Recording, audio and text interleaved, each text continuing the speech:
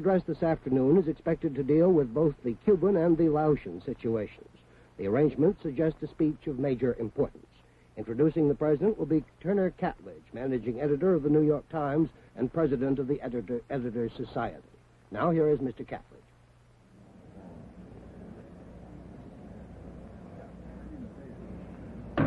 Ladies and gentlemen, the President of the United States.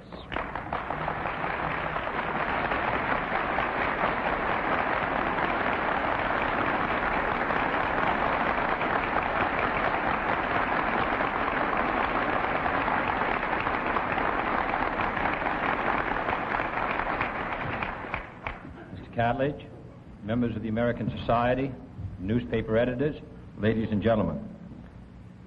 The president of a great democracy such as ours and the editors of great newspapers such as yours owe a common obligation to the people, an obligation to present the facts, to present them with candor, and to present them in perspective. It is with that obligation in mind that I have decided in the last 24 hours to discuss briefly at this time the recent events in Cuba. On that unhappy island, as in so many other arenas of the contest for freedom, the news has grown worse instead of better. I have emphasized before that this was a struggle of Cuban patriots against a Cuban dictator. While we could not be expected to hide our sympathies, we made it repeatedly clear that the armed forces of this country would not intervene in any way.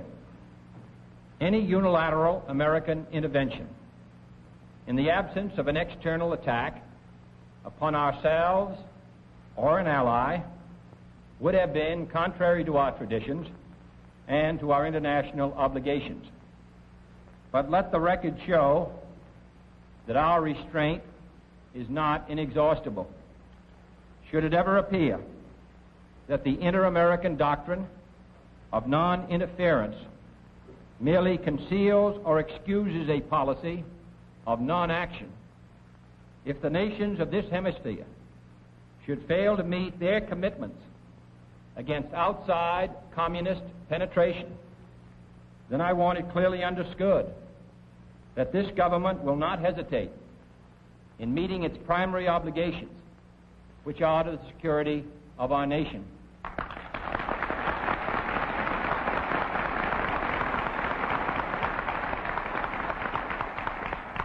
Should that time ever come, we do not intend to be lectured on intervention by those whose character was stamped for all time on the bloody streets of Budapest.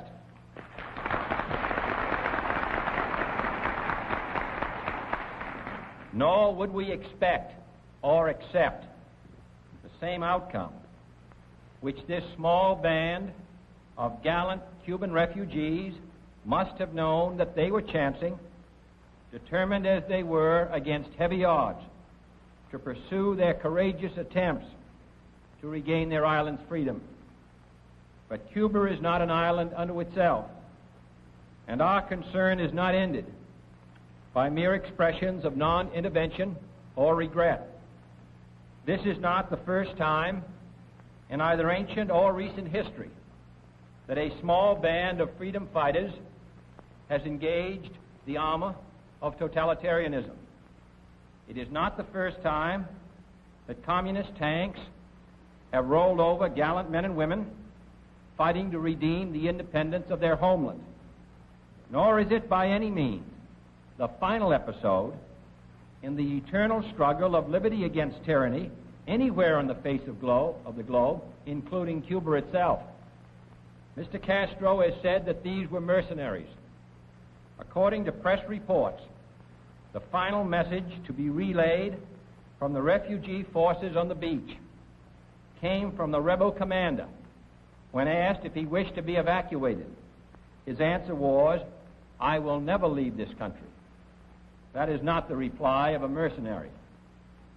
He has gone now to join in the mountains countless other guerrilla fighters who are equally determined that the dedication of those who gave their lives shall not be forgotten, and that Cuba must not be abandoned to the communists, and we do not intend to abandon it either.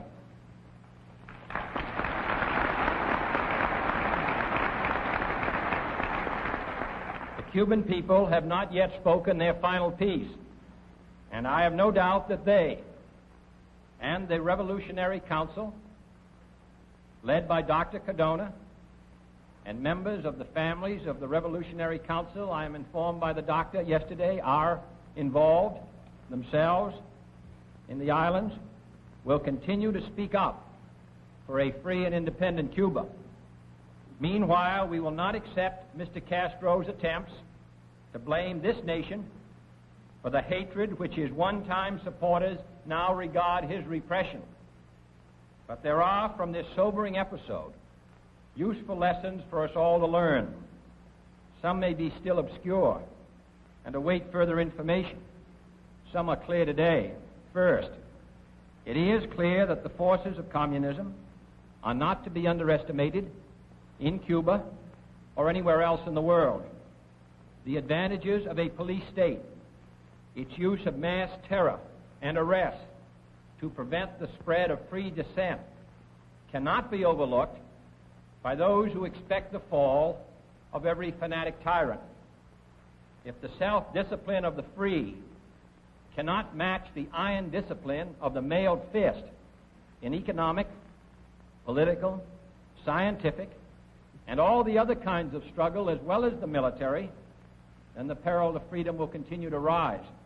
Secondly, it is clear that this nation, in concert with all the free nations of this hemisphere, must take an ever closer and more realistic look at the menace of external communist intervention and domination in Cuba.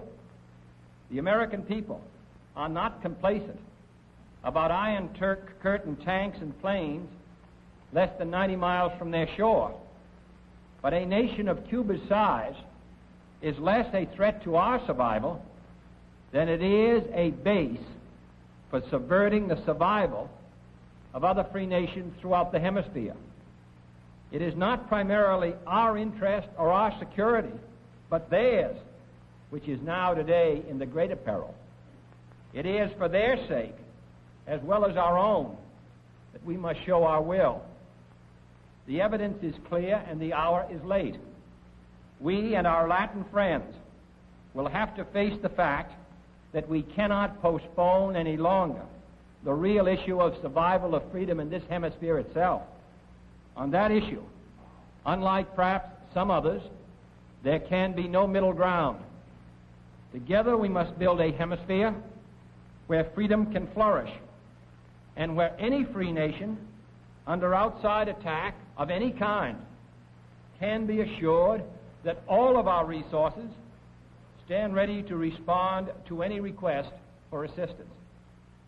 Third and finally, it is clearer than ever that we face a relentless struggle in every corner of the globe that goes far beyond the clash of armies or even nuclear armaments.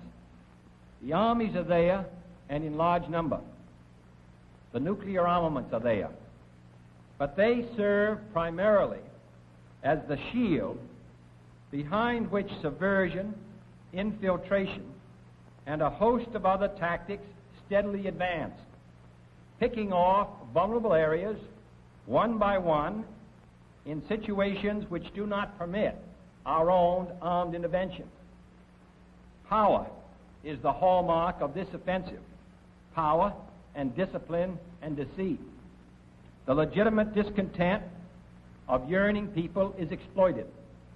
The legitimate trappings of self-determination are employed. But once in power, all talk of discontent is repressed. All self-determination disappears. And the promise of a revolution of hope is betrayed, as in Cuba, into a reign of terror. Those who on instruction staged automatic riots in the streets of free nations over the efforts of a small group of young Cubans to regain their freedom should recall the long roll call of refugees who cannot now go back to Hungary, to North Korea, to North Vietnam, to East Germany, or to Poland, or to any of the other lands from which a steady stream of refugees pours forth in eloquent testimony to the cruel oppression now holding sway in their homeland. We dare not fail to see the insidious nature of this new and deeper struggle. We dare not fail to grasp the new concepts, the new tools, the new sense of urgency we will need to combat it, whether in Cuba or South Vietnam.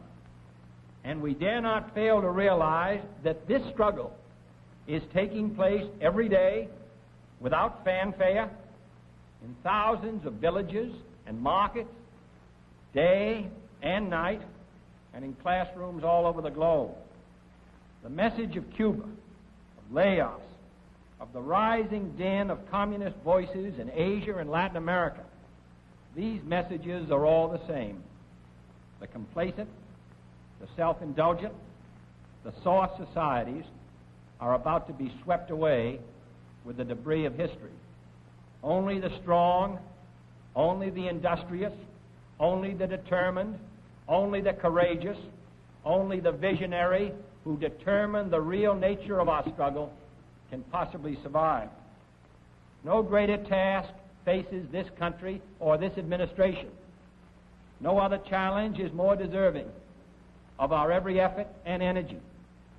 Too long we have fixed our eyes on traditional military needs, on armies prepared to cross borders, on missiles poised for flight. Now it should be clear that this is no longer enough, that our security may be lost piece by piece, country by country, without the firing of a single missile or the crossing of a single border. We intend to profit from this lesson. We intend to re-examine and reorient our forces of all kinds, our tactics, and our institutions here in this community. We intend to intensify our efforts for a struggle, in many ways more difficult than war, where disappointment will often accompany us. For I am convinced that we in this country and in the free world possess the necessary resources and the skill and the added strength that comes from a belief in the freedom of man. And I am equally convinced that history will record the fact that this bitter struggle reached its climax in the late 1950s and the early 1960s. Let me then make clear, as the President of the United States, that I am determined upon our system's survival and success, regardless of the cost and regardless of the peril.